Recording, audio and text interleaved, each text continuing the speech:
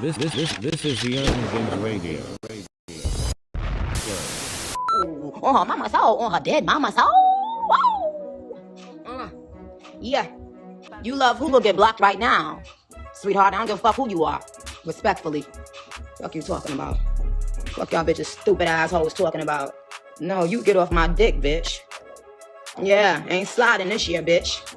Ain't sliding cause y'all think all that other shit that was sliding is gonna slide now. And it's certain things I know. I don't think y'all want me to say it. And I'm not only talking about Bigfoot. Certain things I know y'all don't want me to say. Yo, can y'all pull up the party? Where that party song at? Y'all post the party song, shit. Meg the Hoof Feet Stallion. Really? Don't do her like that. Her feet is that ugly because he shot her in the foot. See that? 104,000. More than you can sell in the first week with 3 Grammys. You see that? That's what happened when you what? Lie on your dead mama. Lie on your dead mama. Lie on your dead mama. Lie on your dead mama. Lie on your dead mama. Lie on your dead mama. Nah. Talk about my family. What I said.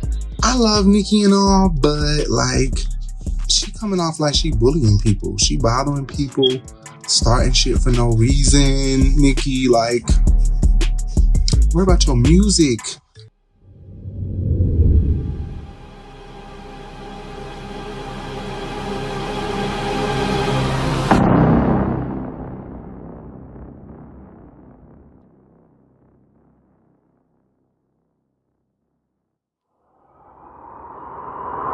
Meg the Hoof Feet Stallion. Really? Don't do her like that. Her feet is that ugly because he shot her in the foot. Speaking of Nicki Minaj and Drink Champs and Migos and all that, Mulatto, Big Lotto, she said it is not true that Lil Wayne denied her using the jingle or the background music or the background beat for Lollipop. She said she don't even have a song that samples Lollipop. So she don't have a song that's similar to Lollipop. Please don't go off of that. She don't have a song that's similar to Lollipop or nothing like that. So she don't even know where that rumor came from. And I was saying, speaking of Nicki, because Nicki is beefing with this girl. It's so unfortunate that she beefing with this girl like that. I really hate it. I hate that she beefing with this girl. It just makes me fall out of love with Nicki. I feel like it's no way possible everybody is coming for Nicki. No, I'm always told who's the common denominator. And I've always paid attention to that because I'm usually the common denominator. I'm always falling out with somebody and wanting to buy them. She just preached about that today. And it's just crazy. It's like, no, people just can't deal with you and your mess and your flare-ups when you got flare-ups. I'm like, ooh, she grabbed me. Y'all gonna make me hurt myself. Because we always want to point the finger over there. We always want to say, well, I'm not speaking to you because of this, and I'm not speaking to her because of this. But you ain't looked at you. You ain't looked at how nasty you are. You haven't looked at how bad your attitude is. You know what, that's why I don't be with nobody. No, that's not why you don't be with nobody. You don't be with nobody because don't nobody want to be with you. Because everybody can't tolerate you no more. They can't tolerate all your attitudes and all your flare-ups and all your tempers and all your shutdowns and your dispositions and your quirking. We don't know who you are. Sybil, 3 Faces of Eve, all of that. I'm not hearing nobody talk to me. She read me down, okay?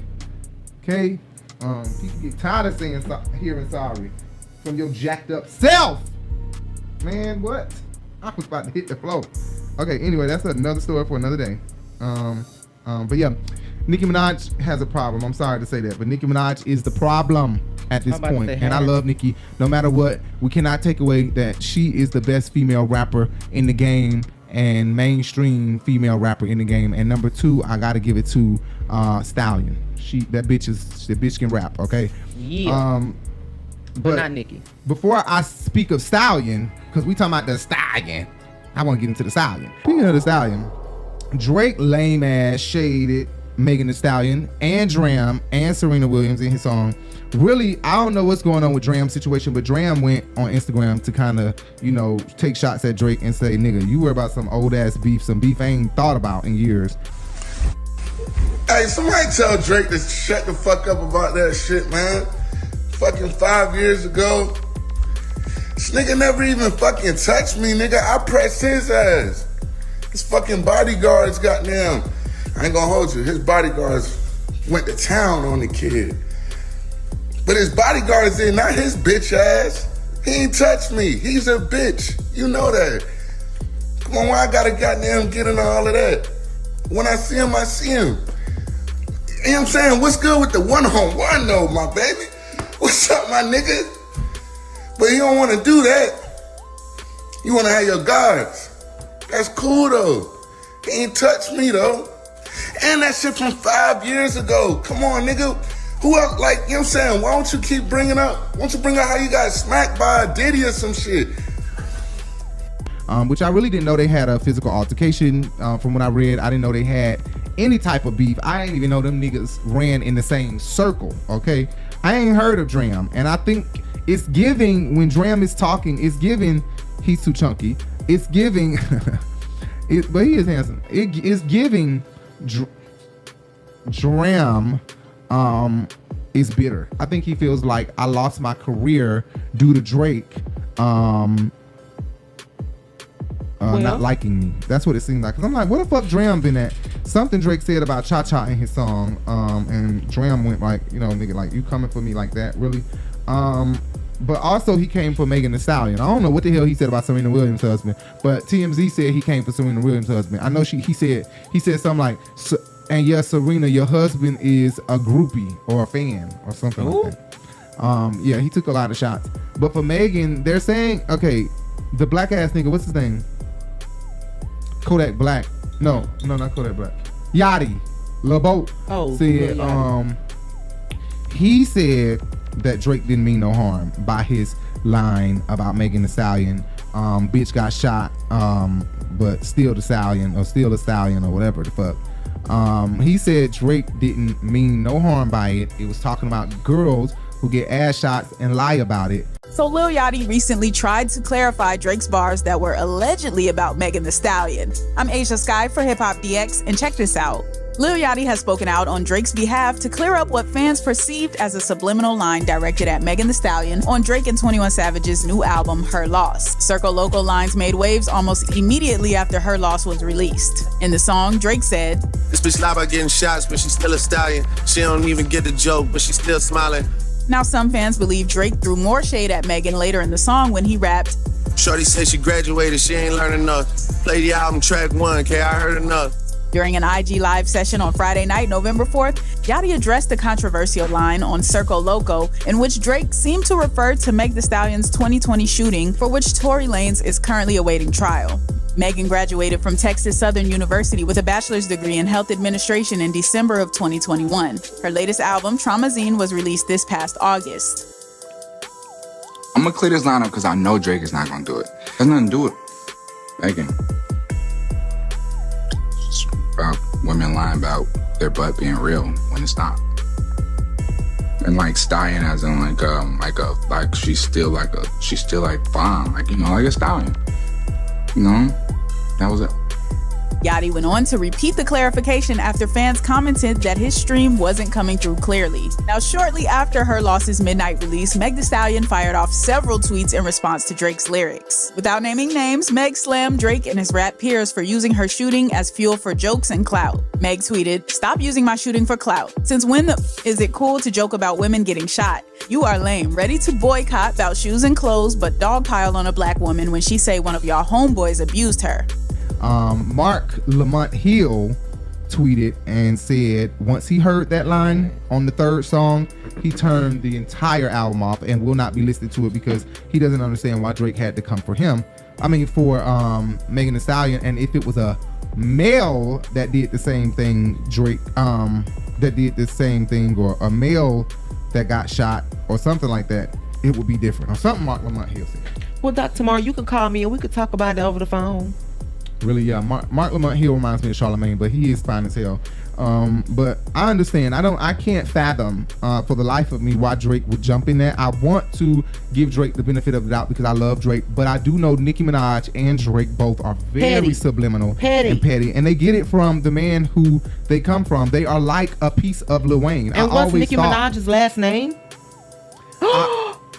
Queen Petty. Exactly. But I've always thought that Nicki and Drake, I promise you, I've always visualized them as a Chucky and Tiffany. Tiffany. I've always, like, Lil Wayne literally found some dolls to, I swear, to split his personality. Yes, to split his personality. I've always thought that, because I've always been like, on that High School song Nicki and Nicki and Lil Wayne got, it's called High School back in the day, and the rock star kind of type of song, and they in the locker room and all that. They sound, the words that they use, and they wrote their own shit, sound so similar. Even Drake is like is the other side of Lil Wayne's brain to me. He's like the calmer, softer, but still sadistic side of Lil Wayne's brain. Because Wayne used to be trying to sing in his damn songs too. But Drake, and now Wayne is a zombie because they done sucked his energy out. That's what it gives me. He a zombie. That's what it gives me. It gives me Lil Wayne. I mean, it gives me Drake and Nicki thrive off of his energy is what it gives me, and he is so drained from giving them so much of his energy. Oh, Lord have mercy. I don't know. I don't know. Today drained me. You know, I'm Aquarius. I think deep and I think weird, okay? My thinking may be off from others, but don't judge me today or tomorrow. All right? No, not the day after tomorrow either. Ask any Aquarius what their favorite song is off Beyonce's new album. You know what they're gonna say? What? Alien Superstar. That's because we always want to be on some spaceship type shit, bitch. That's because you're talking to an Aquarius, and I'm sure. I'm talking to an Aquarius. Yeah, you. Oh my God, Alien Superstar. Stop it, y'all. Beyonce. Oh my God, I love that bitch. I'm sorry, I'm just thinking about all the notes in the song in my head. It's playing in my head right now. Another thing that Nicki Minaj talked about that Jay brought to my attention, I did not know she talked about this, is that she wanted to get ass shots because of rude mouth or fuck mouth Lil Wayne. That nigga mouth is fucked up. Even with gold in his mouth, that nigga look like he drink blood every day. I'm like, why is his mouth so black? Like, his mouth is like a puppet mouth. Yes, his mouth is like he drink blood. It's like purple or red all in his mouth all the time. When he opened up his mouth, I don't see pink, I see black. Like, his mouth is a black hole. Seriously. I'm like, what the fuck? Like, ugh. I think he got something to do with the goals, you know, and the contrast of the color that's in their mouth. Because that do happen a lot of times with niggas who got goals in their mouth. It look black in there. Right, that's what I'm saying. He always got like... Okay, so yeah, she got her ass shots moved from because she got her ass shots in because Lil Wayne wanted her to get her ass shots in, but I never fucked Wayne, I never fucked Drake because he was joking about her ass being too small. Oh, really? That's what she said. Yes, he said that she got a little bitty booty, that she got a little ass. So she was kind of upset about that, as in not upset like mad, but upset like she was emotional or she was concerned about her body after that. So then she decided to go get it's not ass shots, so I guess that it will be implants because it is implants. We just say shots. It's ass shots, bitch. With Wayne and Mac and all these boys, and all I would hear them talking about is big butts. I didn't feel complete or good enough. This is what you're supposed to look like in the rap culture, and I don't look like that. But that was you telling yourself that and not anyone else saying that to you. No, yeah, they never told me that. Well, no, I'm lying. I think they said stuff sometimes jokingly. Even if they're joking, they don't know that the person is not finding it funny. But to a young girl, when it's from someone like Lil Wayne, it matters. Anyway, let's move on. This is the Urban Binge Radio.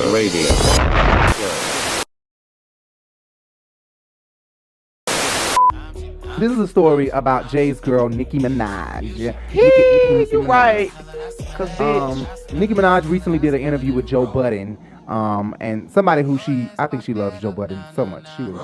They argue, but they have like she wanna fuck Joe Budden. Yeah, she give me that. Her husband better watch Joe Budden very closely because, yeah, she giving me that she do want to fuck Joe Budden. But I want to fuck Joe Budden. So yeah, me too. She went on Joe Budden and she gave him a very candid interview. Basically, so she was bringing up they didn't show everything, and I didn't go listen to the interview, but I seen what I seen. And basically, she was kind of throwing shots just slightly, a little bit at Cardi B. Basically trying to say, oh, well, Cardi been on the cover of Vogue USA, while we ain't never been on the cover of Vogue USA. She showed her disdain for Cardi so much that she would include Lil Kim, somebody who she clearly hates, has copied after, but wanted to hate on, not hates, but hate on. Exactly. And she's pulling Lil Kim in there saying, you know what? If I should have been on USA Vogue already, Lil Kim should have been on USA. Just so she can try to bring somebody like Lil Kim against Cardi. And then for once they will be on the same side and against somebody like Cardi. Exactly. Girl, she has you that pressed. That's all I gotta say. Yeah. Yeah. And by the way, let me make sure I say this, because you know how they like to twist my words. The same way I feel I should have already been on the cover of American Vogue, so should Little Kim. If we being all the way 1,000. If we be honest, because any female rapper, when myself or Little Kim goes on the internet, every day we see our influence. We will see our influence. If we being all the way 1,000. If this is what your magazine represents, influence. Then how do you not? If we being honest. So I'm not gonna say it's about me only, right? And not give that woman her just due about what she did. And what who's on the board or who's in? That's manipulation. That's most definitely manipulation at its finest, as you know. But I'm all here for her speaking Lil Kim's name, because you'll never catch her say Lil Kim's name, and she hasn't in many years. But it's good. It's good to hear her say her name, and even want her to be on the cover of USA Vogue. I just don't want her to get such a big head that she really thinks she can compare to Kim. She can't. Kim is her mother. So you can't try to compete with your mother. Like you try to son everybody else. Right. You're trying to son people. You can't son Lil Kim. I find that very narcissistic and hilarious and unhumbling. Like, she's not humble at all. Exactly. To be sitting here trying to compare yourself to Lil Kim. No, if Cardi is on USA Vogue, Lil Kim should have been on USA Vogue. Exactly. That's how you pay homage, and that's how you show that you are humble. If I should have been on, then Lil Kim should have been on. No, Lil Kim should have been on, and then you should have been on. That's how I feel. But I'm a Nicki fan. I'm not a Lil Kim fan or a Cardi fan. I am a Nicki Minaj fan. Now I love Lil Kim and Cardi, but I wouldn't buy a ticket to their concert. And I do have their music downloaded on my phone because I do jam out to their music. But I'm not like a fan where I would, go buy a ticket. I will buy a ticket to a Nicki Minaj concert, and that's just period. But probably not. I want to buy a ticket to a Nicki Minaj concert, but see, she's done things since then. But anyways, I just feel that it is a level of respect that should be given to Kim, and she shouldn't be able to just bring her up like this when she knows that she has really come for her neck on many other occasions. So just leave her out of it. Just fight your own battles. If you upset about something, Lil Kim didn't say she was upset. So don't try to make her upset by saying, Lil Kim should have been on the magazine. Yes, she should have. But like we know in the world, it's very white oriented, okay? Right. And not just white oriented, but particularly everything but black oriented. Okay? So Cardi B is not black. Right. And let's just be real. I love Cardi. I am a Cardi B fan. I love her, but she's not black. So these people will honestly do any and everything that they can do to keep black people, including Andre Leon Talley, who made Vogue exactly what it is today. Right. And he hasn't even been covered. He hasn't even covered it. Vogue was also accused of darkening Kim Kardashian and Kylie Jenner's skin on the cover of Vogue to make them look more black. So they will take white people and darken them, but they won't put real black people up there. Right. That's true. Speaking of Nicki Minaj as well, and the interview, I said she got candid. She did. She got candid. She also hinted at a versus battle. She didn't say a name. Of course she didn't say a name. But she hinted at who she would possibly want to go up against. Well, Joe Budden said the name. Right. Joe Budden said the name. But once again, it gives me not humble at all. Humble yourself, because Joe Budden said the name, and it ain't like Nicki said no. No. Eve and Trina was a great matchup, okay? But Eve going up against somebody like Jackie O or Kaya would have been even better. Trina going up against Jackie O or Kaya would have been even better. Okay, don't do Trina. Trina is 10 times better than Kaya. Okay, no. Kaya can rap way better than Trina. Trina just has we talking about hits. Okay, right. We talking about hits. But all I'm trying to say is Trina has been pushed. Kind of like Cardi has been pushed. Monica has been pushed. Some of these people, Keisha Cole, K. Michelle, these people can't rap. They can't sing hardly. And they've been pushed on us and forced on us for us to like them. Okay. That's what she gives me. She gives me Trina gives me, she's been forced on us. Trina has some good songs, but if Trina was asked to spit right now, she can't spit right now. Trina has a lot of help with writing her shit. She's not a rapper. Well, hardly a female rapper can nowadays. Especially. Nicki can. Lil' Kim can. And that is in the New York blood to freestyle. That is. Right. But don't be talking about you no rapper if you can't freestyle. It's freestyling. Nowadays, so Trina ain't a rapper. Freestyling is the Kaya can freestyle. Although the bitch talk a lot of shit about gay people, AIDS and HIV, and us having that disease, and she's very raw and nasty with her mouth, she can rap freestyle. She can literally freestyle and kill a bitch. The bitch can spit. But I understand where you're coming from. She's not a hitter. She don't drop hits. She dropped a hit. All right, let it pop your pussy like this. And Steer. So maybe 2.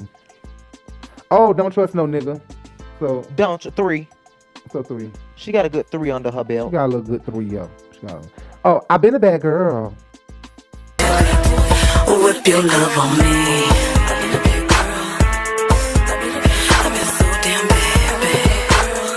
I've been a bad girl. I'll just talk shit. That was a lame ass song. But I remember that did give her some money though. That kind of blew up for her. Anyway, speaking of Lil' Kim, Nicki Minaj, possibly. Oh, another person he named Lauryn Hill. I'm like, Lauryn Hill, please. And he named Foxy Brown, please. Foxy and Lil' Kim is who should be going up against each other. Nicki Minaj, no female rapper was out in her time. We had Nicki Minaj alone by herself for a very long period. Yes, very long time. So it wouldn't be Lil' Kim. It would be Lil' Kim and Foxy Brown who would need to go up against each other because Jay-Z was making that bitch drop just to compete with Lil' Kim and Diddy. Right. Nobody was competing with Baby and Nicki Minaj. I can't name a female rapper who was out that kept dropping shit. You know what I'm saying? Right. In that time. So no, I don't think that Nicki need to do a versus against nobody. Just like Busta Rhymes' ass is trying to do a single versus concert, Nicki probably needs to do a single versus concert, like some Beyonce or Mariah Carey type No, shit. Busta should not be doing no goddamn single versus No, concert. he shouldn't. Put him up against Wyclef Jean and shut the hell up. Exactly. Put him up against Twista or something like that. Exactly. Right. But no, he should not be doing one alone. Beyonce deserves one. Not even Mariah Carey deserves one alone because there's somebody who can go up against Mariah Carey. Now, a dumbass versus that I think was dumb as fuck. I'm sorry, we're gonna move on because this is off the subject. Is Keisha Cole and Ashanti. That was a try. Yeah, They tried it. They tried Ashanti, bitch. Yes, they did because they're not in the same time zone. Clearly, Ashanti was out in the time of Lil' Kim, and Keisha Cole came out when Nicki Minaj came out. So I'm not understanding how those two could compete against each other. And I guess course, lyrically Ashanti won. and in the same genre they would be considered similar, but still that's not no. Why would Nicki even do that to herself? Does she know that she's gonna lose against Lil' Kim? When them old ass shit started dropping and Lil' Kim saying all that nasty shit, Nicki heart is gonna be racing first of all when she walk up to Lil' Kim. They haven't seen each other face to face in decades. So her heart is definitely gonna be pounding. But she New York, she can handle it. She gonna be done gave her a hug and everything like everything normal. But I just want to see Nicki's reaction. Her face is probably gonna be like, girl, you copied everything this lady did, and now you stand up here doing it. So what do you have to say for yourself? And put the mic in her face, like. Mm-hmm. And what else? Oh, okay, great. Anyway, let's move on. In the Megan Thee Stallion and Tory Lanez shooting trial 2 years after Megan Thee Stallion said... To our cover story, Megan Thee Stallion taking a stand. The Grammy winner giving emotional testimony in the assault trial against the rapper accused of shooting her. Is on day 4 of her ex Tory Lanez shooting trial. This has fueled debates among hip-hop fans for 2 years now. Music artist Tory Lanez is accused of shooting rapper Megan Thee Stallion, and while some of the cases already played out... Singer Megan Thee Stallion was all business as she arrived to testify in an LA courtroom today. How do you feel today, Megan? Great. The 27-year-old Grammy Award winner looked polished in a bright purple pantsuit. Hey, you look great. Megan is a key witness for the prosecution in the trial of a rapper named Tory Lanez, who's charged with shooting her twice in the foot 2 years ago. It happened after Megan and her friends left a pool party at Kylie Jenner's house. Megan spoke with CBS Morning's Gayle King about what happened next. So I get out the car and it's like everything happens so fast. And all I hear is this man screaming, he said, dance.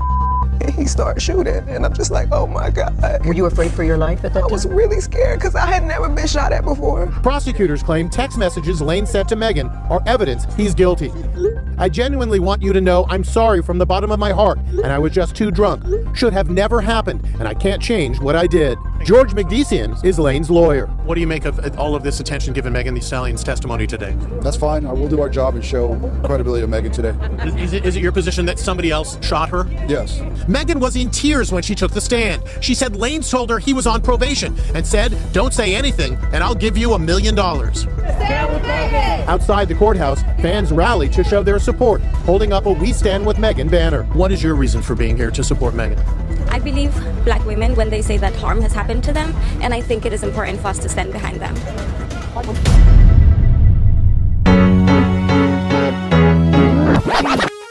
The Urban Binge Radio Podcast, where we discuss viral topics, hot jams, new artists, fun, and informative interviews and conversations. This is your news stop for the hottest trend in urban culture news. 2 shows, 1 podcast, The Urban Binge Show and Sunday Flow Show powered by The Urban Binge.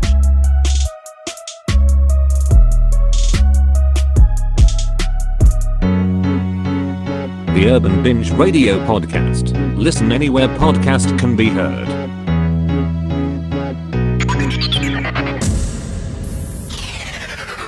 This is the Urban Binge Radio.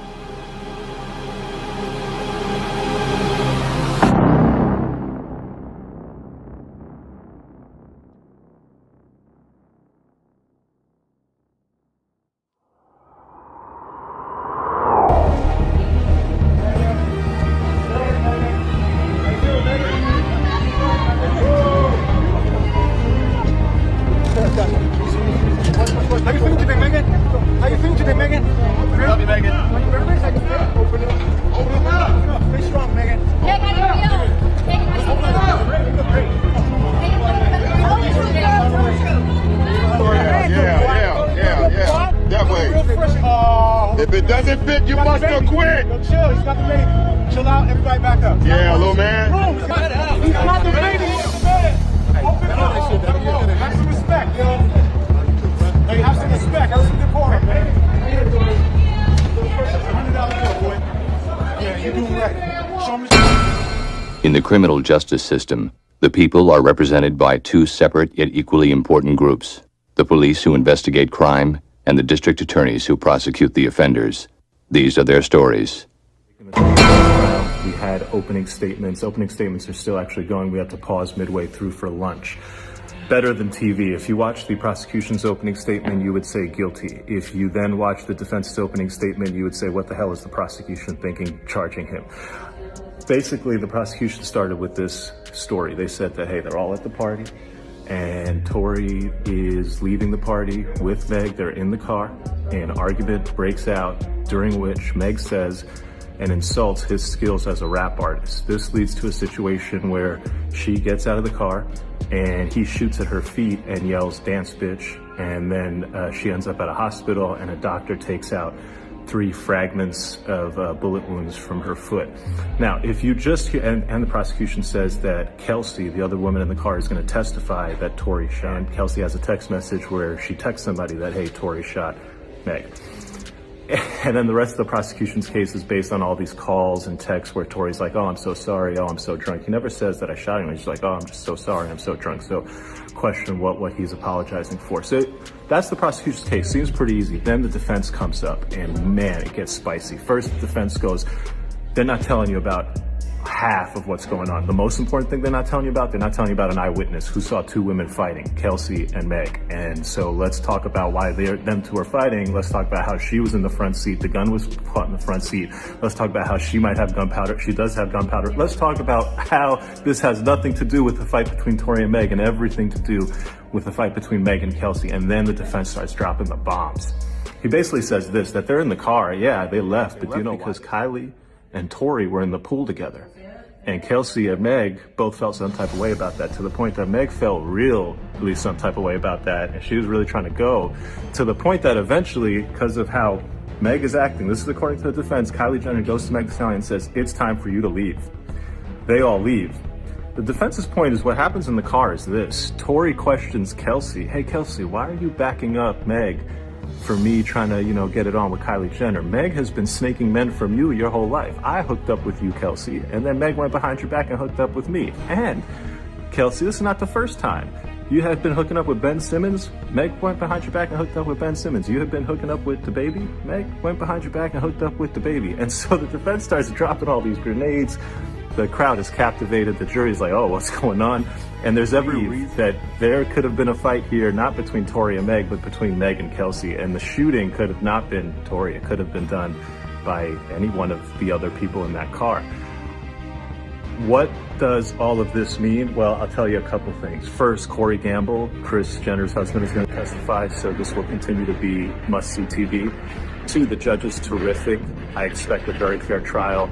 The lawyers on the defense side are terrific. I don't know what the government lawyer was doing, giving an opening presentation that made it seem like the most open and shut case ever, when in fact there are huge questions, including an eyewitness who saw two women fighting, suggesting that you have to explain that theory to the jury, and you didn't. I don't love the prosecution's opening in that regard. Stay tuned. We'll have the full coverage here. It's up and it's stuck in the Tory Lanez trial.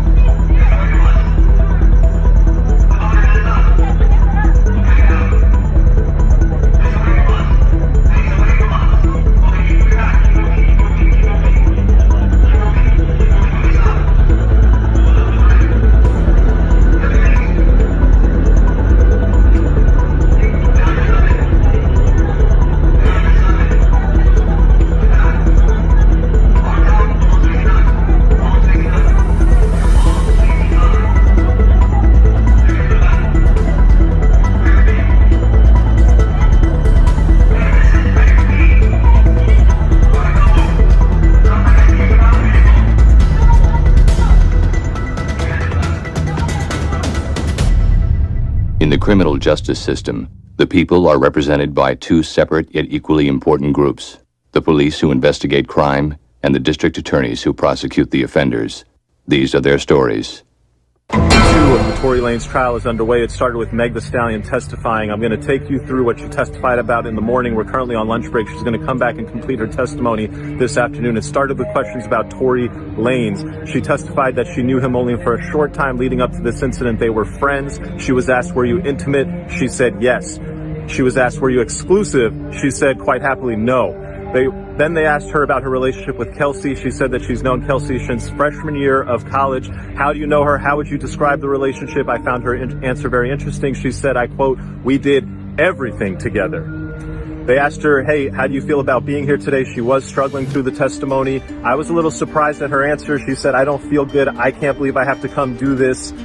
not really sounding like a victim to me. She's a strong black woman. That's the image that the jury, I think, would have gotten of her. And I expected her to say something more like, I'm here for justice. I'm here to tell my truth. That man shot me. They asked her about when they left the party and when Tory got there. She had gotten there with a larger group of people. Then later she asked Tory to come. By the time Tory got there, it was a lot fewer people. And then towards the end of the night, they asked her who was left. And she said it was basically just me, Tory, and Kelsey. And then we got in the pool.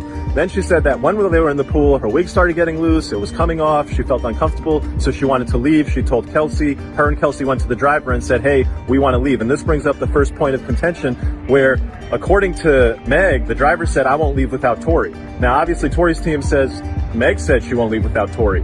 And then the person actually the defense attorney asked, well, why didn't Tory want to leave? And everybody was waiting for the answer to that question because that's the whole Kylie Jenner angle. Unfortunately, the defense objected. The judge said sustained. She didn't answer the question, why didn't Tory leave? The whole situation in the car. She testified that, hey, look, we all got in the car.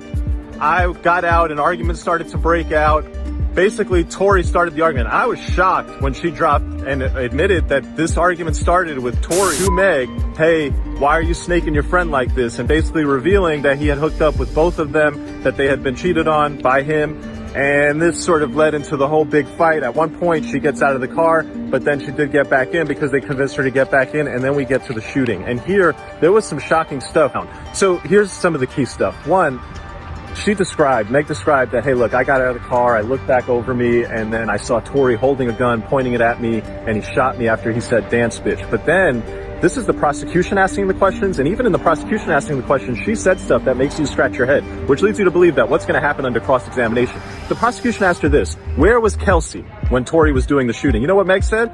Meg said, I didn't see Kelsey. I only saw Tory. Question, was she in your field of vision? Because she's right there. Where was she? If you can't answer that question, that doesn't seem like it adds up, especially not in a case where the theory from the other side is that there was a struggle and she was the one who let off the gun. If the victim can't tell you where Kelsey is, that seems highly problematic to me. The other parts of the testimony that were a little bit confusing is they asked her, where was Tory? Was he standing on the car? Was he standing on the ground? And she said, well, he was shooting up over the window, but I don't know if he was standing on something. And they asked her, how tall is he? She said, I think he's like 5'3" or 5'4". He's taller than that, but that's not tall enough to shoot over the window of an Escalade while standing on the ground. And then they asked her, hey, was he on the passenger door, or was he on the front door or the back door? That's what she said. He's on the passenger side. And they were like, all right, well, was it the front door or the back door? She said, I don't. The other part of her testimony that I found a little confusing, it didn't mesh with what the prosecutor said in his opening. The prosecutor said in his opening that Kelsey went to where Meg was, and that after Kelsey went to where Meg was, after Meg had been shot, that Tory was approaching them. Meg's testimony today was different. Meg's testimony was not that she got shot, she went away, and then Kelsey went to where she was, and then no. Meg's testimony is she got shot, she went away, and then she saw Kelsey and Tory both coming to them. Again, does not add up. We finished with, why did you not tell the police the truth? And this was very interesting, whereas typically prosecutors are in the business of supporting police officers. Here, they elicited testimony where Meg said, look, I didn't tell the police the truth because this was around the time George Floyd had been shot, and I thought if I told them the truth, they were going to shoot Tory. I didn't feel safe with the police. And I thought this was kind of weird, but she said it. She said, I'm a member of the black community, and in my community, we don't cooperate. What do I think? I think that the rest of the direct testimony is going to come out. It will be interesting. I think the defense attorney has a lot of room. Hey, what's up, bro? I think the defense attorney has a lot of room to poke holes in the story. And I think the rest of the witnesses are going to say things that the defense attorney is going to have to show that it doesn't, that if Kelsey was right there, how is Meg Thee Stallion going and telling you that when I turned around and I saw Tory shot me, I have no idea where Kelsey was? Hey, nigga, why you lying on that boy? Is it the truth or a lie?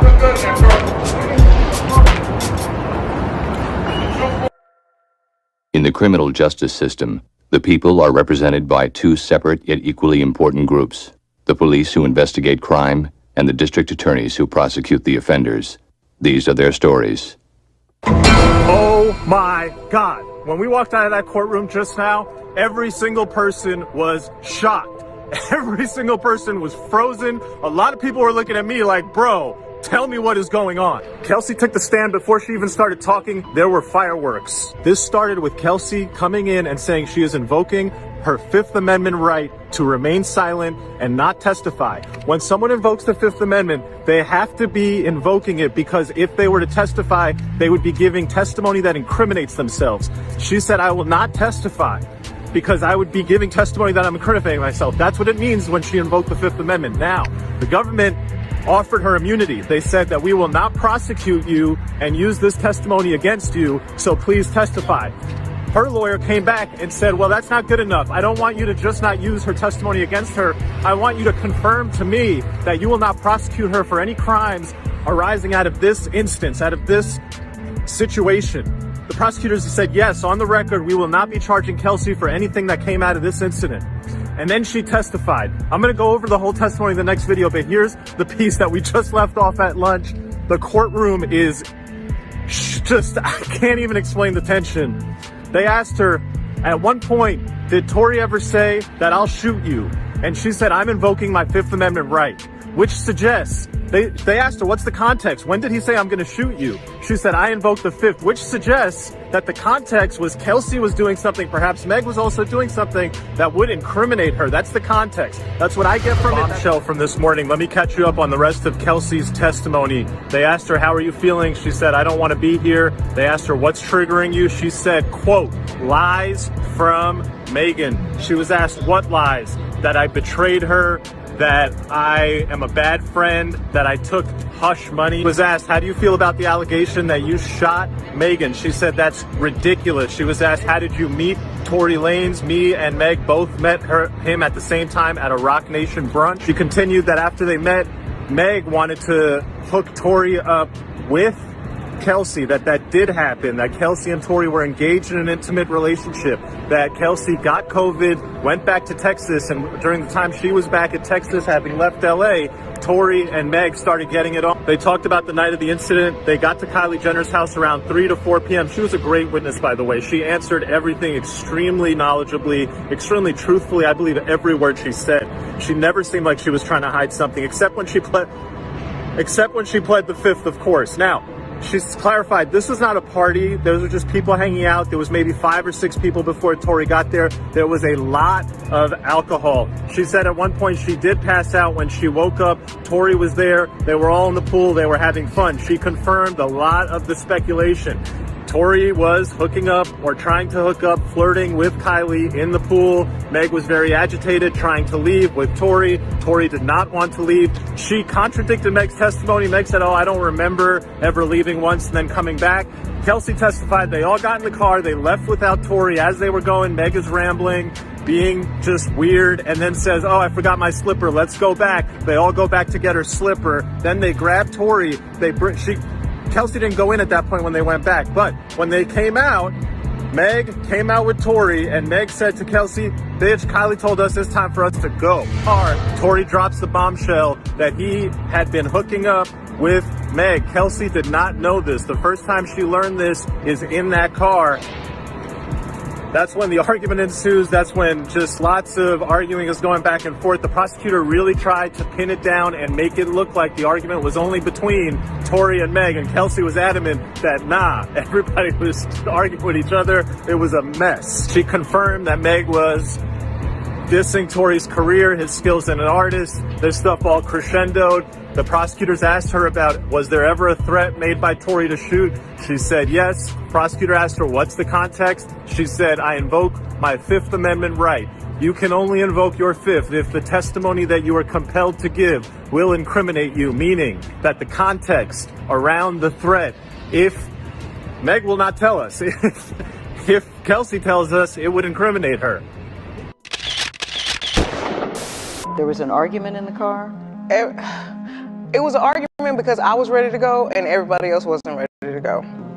But that's like normal friend stuff. Like, we fuss about silly stuff all the time. Mm-hmm. But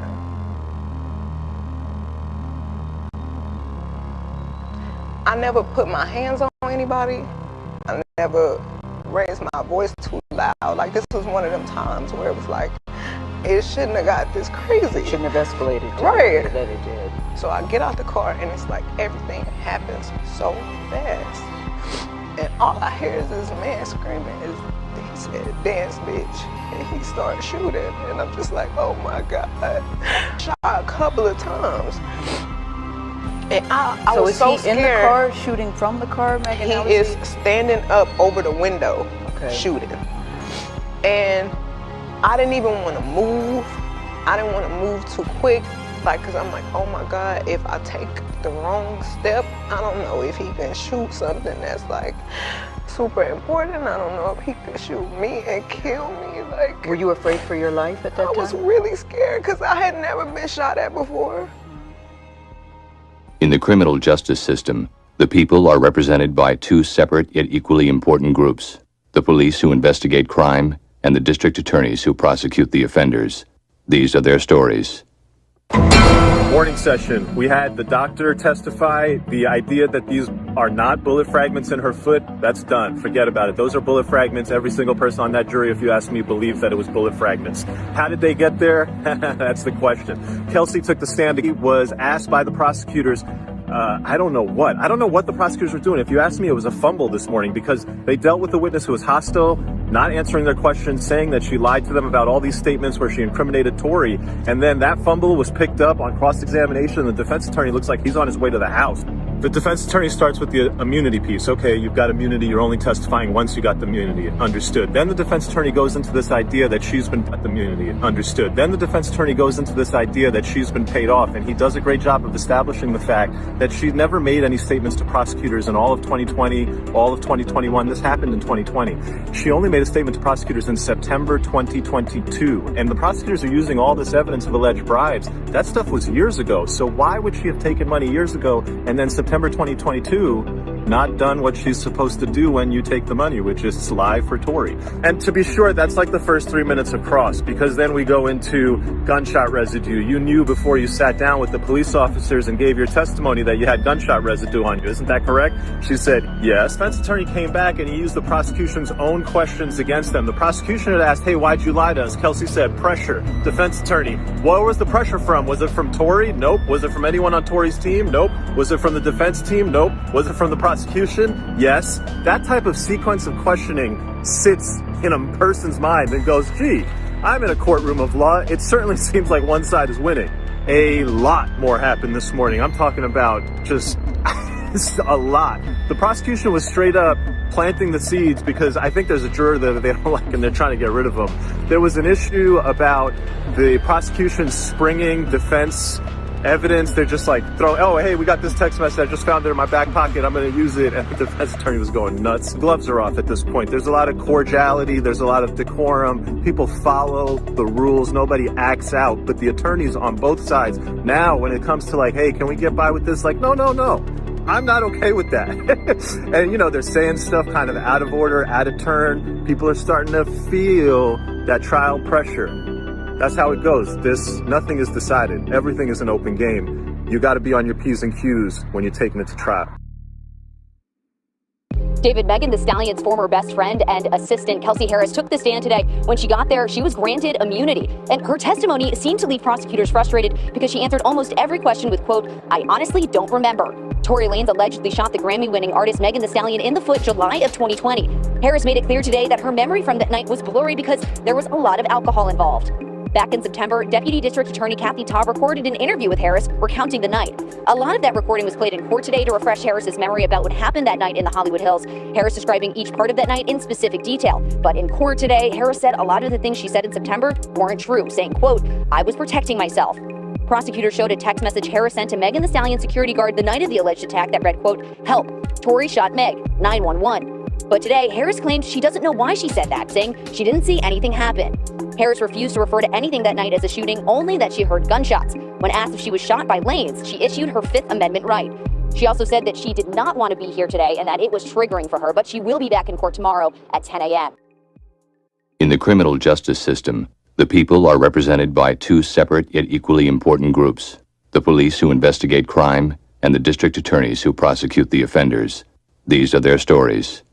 Before For the final day of the first week of the Tory Lanez trial, the prosecution is expected to put on witnesses. They're going to play a whole tape of Kelsey's recorded interview with the police. I'm not sure how significant that's going to be. Here are the witnesses who I think will be significant. Now, I expect the prosecution to call the only sort of completely partial outside witness to this incident, and that is the resident of the home near where the gunshots went off. That individual said he heard things. He said he saw the muzzle go off when the woman was near the gun. He said he saw what appeared to be two women fighting. If the prosecution does not call this man as a witness and they leave it to the defense to call him, that tells me a lot that the prosecution is not putting on the truth. They're just putting on an extremely one-sided version of the story. I expect them to call him. The other witness that's very interesting is the police officer, Detective Stogner, the lead investigator in this case. The prosecution is not calling him to testify because they're saying that he's on administrative leave. The defense is saying, wait a second,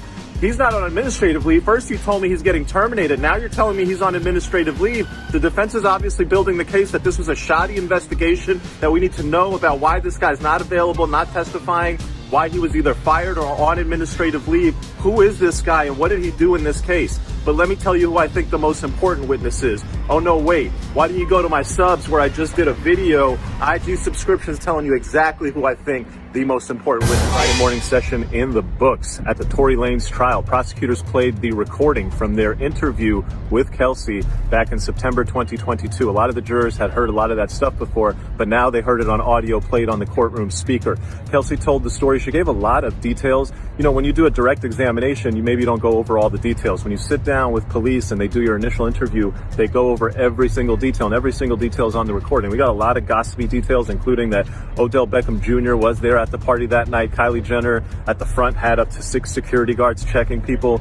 A lot more. You can go my IG subscriptions. I give you all the gossip details. Let's get to the key part of the recording, and that's where Kelsey implicates Tory in the shooting and also makes statements about Tory putting out the idea that Kelsey denies taking any money, but she did acknowledge during the recorded testimony that statements were made to her that she could be paid. This was way back in 2020. As to the shooting, Kelsey said what prosecutors told the jury that she had told them before, which is that Tory was the shooter. They both got out of the car. Tory hopped into the front seat. He pulled a gun. Up to a close, we heard the rest of Kelsey Harris's recorded interview with the district attorney and their investigator. Let me catch you up on everything that went on. 2 ways you can look at this recording. 1, it's her honest account of what happened. She sounds confident. She sounds poised. She's telling you every single thing in sequence. 2, you can look at it as somebody who's giving rehearsed statements to police because she's guilty of crimes and doesn't want to tell the truth, and she's got her lawyers on the line and 2.5 years to prepare, so she spins a nice little story that makes her and Meg look good. I don't know. You be the judge. In her recorded testimony, she tells the whole story of what happened. We go to this gathering at Kylie Jenner's house. Apparently, when you go to a gathering at Kylie Jenner's house, it can be pretty cool. There's lots of security, as many as 6 when you pull up. OBJ is there. It's like a hotel. You get your own room to check into. Quite fan. The whole issue of Kylie and Tory and Meg getting jealous and them trying to pull Meg out, and then they leave and then they come back because Meg said she forgot a slipper, and then Kylie kicks them out, and now we're in the car. Tory's saying stuff like, hey Meg, why don't you tell your friend what's so funny, referring to the fact that Meg backdoored Kelsey by hooking up with Tory, and then they're like getting back at him like, yo, whatever, you this, you're that. She's making fun of his career. You're only relevant because you were on a Jack Harlow feature. He's popping shit like, yo, I'm from Canada. Car, they both get out of the car. She sees Tory hop from the back to the front. He's got a gun and he points it and he shoots at Megan. That's the recorded statement. Does that add up and mesh with everything else? Well, how did the jewelry fall? How did the necklace get on the floor? She says, well, that's Tory physically assaulting me, and that's how all that happened. As far as her and Meg getting into an altercation, no mention to the police on the recorded interview. Was there a police officer or a detective from the LAPD at that interview treating it like she might be a suspect or hostile? Absolutely not. If you ask me, I don't think Tory was the only aggressor putting hands on people. That's what I get, if you ask me, when you look at the very different stories that everybody's telling and the part that the two females don't want to talk about. Remember the physical statures of the people involved. The idea that only men can physically assault women is a common misconception and not at all accurate. That's the shooting. Then they all get back in the car. They're driving. Kelsey texts my security. She texts the security. That's the text. Tory shot Meg. 911. Is that a real text? Is that a cover-up? Then the rest was all of the aftermath, that when they get released, that there were indications made to her from Tory's team that they would invest in her business or that they'd be willing to talk to her about giving her money. Whether any of that was a bribe or was taken, Kelsey denied. And then what happened afterwards in terms of her communications with other people post the incident? She said that she basically never has talked to Meg. They had one conversation. Meg and her team were lying to her and saying that, hey, I'm really badly injured. I'm going to be out of commission for probably at least a year. There's nothing for you to do here. You need to get out of LA. And they basically shoot her away and sent her on to Houston, and she hasn't heard from her since. The recording ends with the prosecutors asking that, hey, are you just saying all this to get back into Meg's good graces? And she says, no, I'm saying all this to relieve myself of the burden of this. I just want to move on from it. On cross-examination, the defense highlighted a couple key facts about this interview. One, there was no police presence. Nobody investigating or asking Kelsey hard questions. Two, there was no grant of immunity to Kelsey at that time. So if she did have stuff to hide her own criminality, she would not have been immune from making statements, and so she had an incentive to lie. Three, they had asked her during the interview about certain text messages that might be relevant to the investigation, but there was no follow-up. They never went back and said, hey, can we get those text messages? And four, the idea that her lawyers were on the line and that this is rehearsed, prepared testimony that she had a lot of time to get ready for and give. Like I said, ultimately, what do you make of that recording? Well, you're going to listen to all the evidence in this trial. Trial continues next week, and then you're going to make your decision on who's lying, who's telling the truth. How did those bullet fragments get into Meg Thee Stallion's foot? And is Tory Lanez guilty or not guilty? Find out all that and more next week. For exclusive, additional, interesting tidbits, check out the subscription here on the main page. You will see posts about the DNA expert and the ballistics expert who testified today. But you're going to have to wait for that because I got to get some dinner. Meg the hoof feet stallion. Really? Don't do her like that. Child, I'm sorry to tell you, but Tory Lanez shot them feet up, bitch, and they is irreversible. Wow. I really don't think her feet is that ugly because he shot her in the foot. I think her feet Girl, I is thought like my that. feet was ugly, bitch. She come from riding on horses, walking in the dirt and shit. It The like horse a probably done horse stepped on her riding foot a up. couple times. That horse probably stepped on her foot a couple times when she was little. While she was out there in the stand, he probably said, "Ooh, excuse me." Damn. Her feet is kind of curved a little bit, but don't do her like that. Don't do her like that. Her feet is kind of curved. Well, she gonna put them Nikes on to cover them. Yeah. She just, Megan got a collaboration. She announced that she got a new collaboration with Nike. So let's hope these Nikes are as cute as Cardi B collaboration with Reebok. Because Cardi put Reebok back on the fucking map. Although it was really Rick Ross that put Reebok back on the map. But Cardi jumped in, invested, and became a spokesperson. And Reebok is back on the map. They doing the fucking thing. Child, everybody wearing them. Right, they are. I was thinking about getting me something, but I really would have to get some really nice, cute looking ones. Like, I don't want no ugly, fat ass ones. And Reebok went out of style for some reason. They dropped tremendously for years, for like 10 years, over 10 years. That's because Payless went out of business hell. Right. And now they're back. But Megan Thee Stallion got these new shoes. You know, everybody will be at the store to get them. I'm sure they won't be in men's size. I have to get me a size 12. Jay can wear 9 in girls, right? Right? Yeah. I wear 12, probably a 13 in some shoes. Them motherfuckers. My feet is wide. At least I got pretty feet. Jay is using this foot scrubber thing that's scrubbing his foot. And that's taking all the... Yeah, because I need some help on my feet myself, but I try to take some work to them. Well, no, you need help on the skin. She has a structure problem. Her shit is curved. Her shit is deformed. As if something stepped on them shits. Something, I don't know what happened to her shit. Damn, Megan. Not only do you got ugly feet, he done shot you in them shits. Them shits is probably barking too much in the car. He said, no, get the fuck out of this car with that bullshit. I bet they shut the fuck up. Well, apparently Nike said they had to reshoot it, motherfucker. Damn, Megan. I feel so bad for her. She is Texas, baby. So Beyonce feet probably was ugly on the prairie. Right. Poor little Megan. Poor Tink. Damn, Tink. Anyway. Girl, we love you. We just joking. Yeah, we are. Anyway, guys, we are. She gonna make enough money to get plastic surgery on her feet now. Right. She gonna get tired of y'all zooming into her goddamn feet. Why they zoomed into her feet? Just paint them next time. Why they zoom into her feet? Stop trying her, bitch. She Aquarius. We don't have time for the simple shit, okay? We really don't have time for the little small simple shit. We gotta go. We gotta go. She Gotta go right now. sneakers today, bitch. She said. She did. Oh damn! I forgot I gotta wear heels. Really? Anyway, guys, we finna get the fuck up out of here.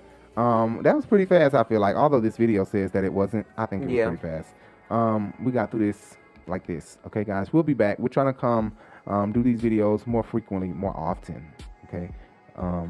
Make sure you subscribe. Make sure you hit that bell, and make sure you hit the thumbs up. Hit the fucking thumbs up, okay? God damn. Yeah, because if you hit the thumbs down, yours gonna fall off. Right. Think about that. This is Rebel TV, so if you want to watch us. And go harass Kelly Price till she starts saying something now, because we need to know what she till at. she answers. Somebody send the police back to her house again. Every week, send the police there. If y'all can find her address, send the police right back there.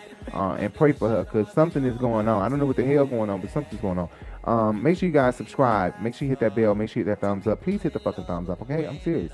And make sure you hit the bell so that you can be notified of every time we go live. Only like 252 people who have the bell on came from having the bell on. Thank you, you 252 people. I was surprised that 252 of our fucking subscribers came from that. So thank you, all of you guys. We're going to create a Patreon really soon so that we can give some exclusive raw content and don't have to exit out so many cuss words, and we can talk real raunchy and don't got to say a bunch of allegedlys and shit. Right. Oh, make sure that you guys follow us on Facebook at THEE Urban Binge, and on Twitter and Instagram at THE Urban Binge. Make sure you guys follow us on Bigo at The Urban Binge, and make sure you guys follow Rico at Rico Bellucci. And please, I never give them my Instagram, so I don't even know why he always give y'all my Instagram. My Instagram is Rico Bellucci, but you do not have to follow me at my Instagram. Y'all can just follow us everywhere. Child, follow all the shits. Follow them all. Follow them. Hit us up. Y'all can talk to us, messages, and we do some promotions. If you want your shit promoted here on our shit, just send your shit to our shit ass email, The Urban Binge. That's THE Urban Binge at gmail.com, and we will respond with, you just tell us what you want us to show. Whatever. You got socks, you got hats, you got food, you got a pot, you got a new knife, you got this, you got that. We don't give a fuck what you got. You got a show. You want to promote your show, you want to promote your music. Whatever you want to promote here at The Urban Binge, just email us, theurbanbinge at gmail.com, or you can DM us at any of those social media pages, whether it's on Facebook or Instagram. You can DM us or Bigo. Just DM us and ask us anything you want to ask us. Don't be rude, because you are liable to get cussed the fuck out, because we are those people, okay? We ain't made much money to where our attitude done changed, and then we got to be like, no, we can't say that. I know. Bitch, and if you would like any graphics, designs, banners, logos for your brand or your channel, then you can also hit us up at those contact locations, and you can inquire about what you would like, and we can work that out. Yep. And also, if you have any filming needs, so only small production filming, like if you have a wedding that needs to be filmed professionally, mid-grade professional. Professionally, high-grade professional would be Housewives of Atlanta reality show movie type shit. Mid-grade professional. Okay, he's talking about Hollywood professional now. Right, Hollywood professional. We middle ways. We a step down from there. We can come film your wedding. We can come film your child's birthday party, your birthday party, getting out of the hospital video, whoever's coming out of the hospital, a funeral, whatever you want us to film, whatever you want us to document for you. Hit us up. Tell us what you need, and we'll tell you if we can provide services for you or not. Make sure you're loaded, and make sure you got some cash, because you ain't got no cash, we don't do shit for free. Not a goddamn thing for free. All right? And make sure you hit us up on that Cash App. If you want to be supportive and you got a good laugh and you watch this and you love us and you like us, support us in the Cash App. Rico J. RICOJA. Rico J. I want to hear that thing go off. We done heard it go off before. Thank you to whoever did that. We really appreciate it. We blessed them. And while we were in Atlanta, somebody just dropped us a Cash App and was like, this is for your YouTube video. Thank you so much. It was good. I was like, thank you. Shit. The fuck, bro? Right. Thank you. God bless you. Anyway, pray for Kelly Price. Like Jay said, y'all pray for Kelly Price. Make sure she gets well soon. All right. We're out of here. We'll see you guys later. Bye. Bye. Okay. Let me stop this. On her mama's soul. On her dead mama's soul. Yeah. You love who will get blocked right now. Sweetheart, I don't give a fuck who you are. Respectfully. Fuck you talking about? Fuck y'all bitches stupid assholes talking about. No, you get off my dick, bitch. Yeah, ain't sliding this year, bitch. Ain't sliding, cause y'all think all that other shit that was sliding is gonna slide now. And it's certain things I know. I don't think y'all want me to say it. And I'm not only talking about Bigfoot. There's certain things I know y'all don't want me to say.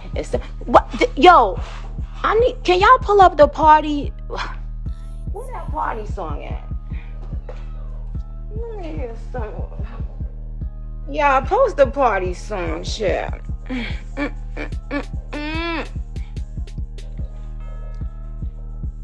See that? 104,000. More than you can sell in the first week with 3 Grammys. You see that? That's what happened when you what? Lie on your dead mama. Lie on your dead mama. Lie on your dead mama. Lie on your dead mama. Lie on your dead mama. Lie on your dead mama. Nah. Talk about my family. What I said. Now, bitch. You gonna learn this year. And all you bitches, I dare you bitches. I dare any of you bitches. And any of you niggas. Oh. Good night. I mean, Roman, you know, I'm here, but Roman, like, be on beat first. Give Roman a reason to. But you know what? I told you. Once my child came into this world, and all the Protect Black Women activists never see a reason to protect Onika. I said it's okay, but guess who's going to protect her own Onika? You are a disgusting serpent. Serpent, thou art loose!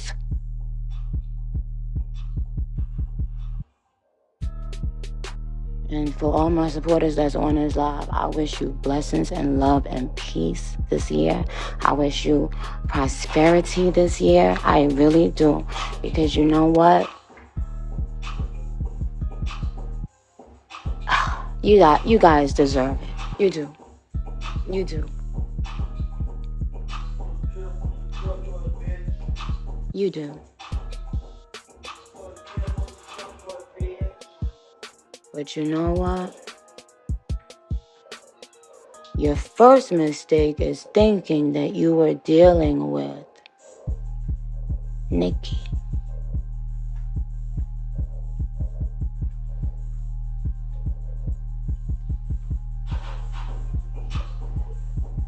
So, if that Rock Nation brunch got you feeling like you could talk about my family, and I have a 3-year-old innocent child, have had my home swatted twice with guns drawn. They magically, no one seemed to find the person.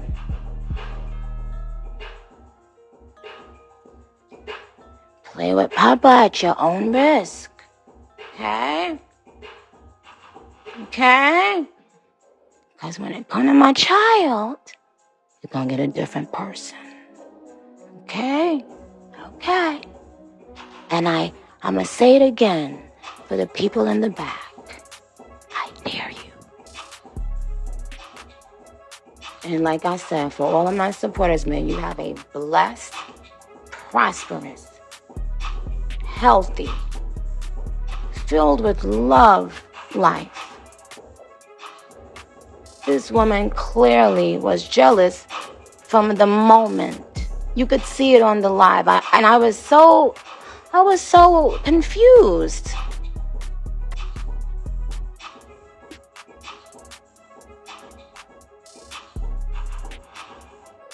And I have the text messages, bitch, because I spoke to you about it via text.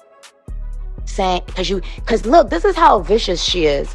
She also commented, she commented on like an Instagram post saying something again about me drinking liquor. And I was like, hey, like I told you, don't say that. Da, da, da, da.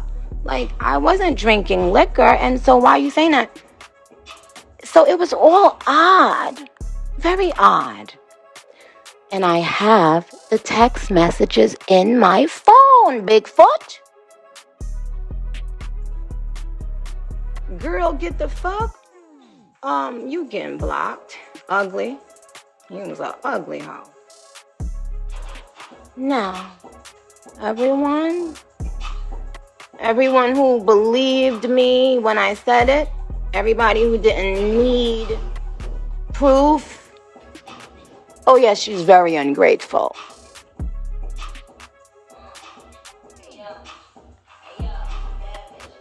Very ungrateful, and God is going to expose her and everyone conspiring with her. And remember, I said this. Okay? Now go and put everything you want to put on them blogs, thinking that I give a fuck.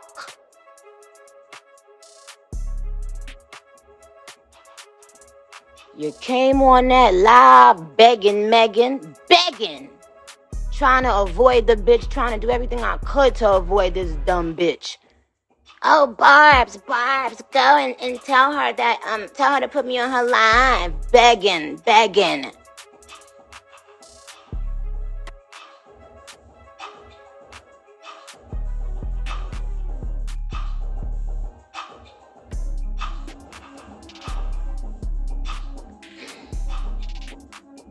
Can't do nothing right. Begging.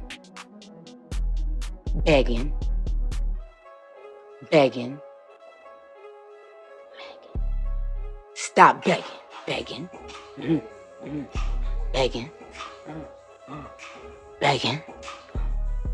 Stop begging.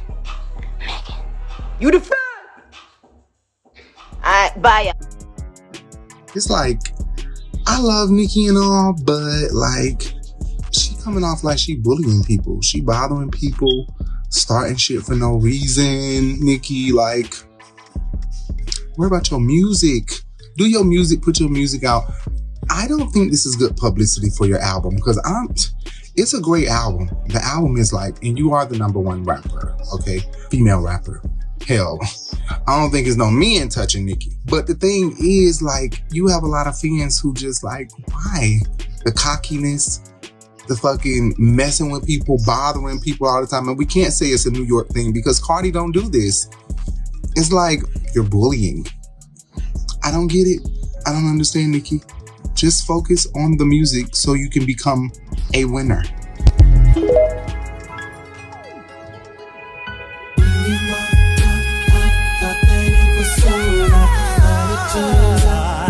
It was just a blessing in disguise. Thank you, 'cause I dodged a bullet. When you walked out, I thought that it was over. It was just a blessing in disguise.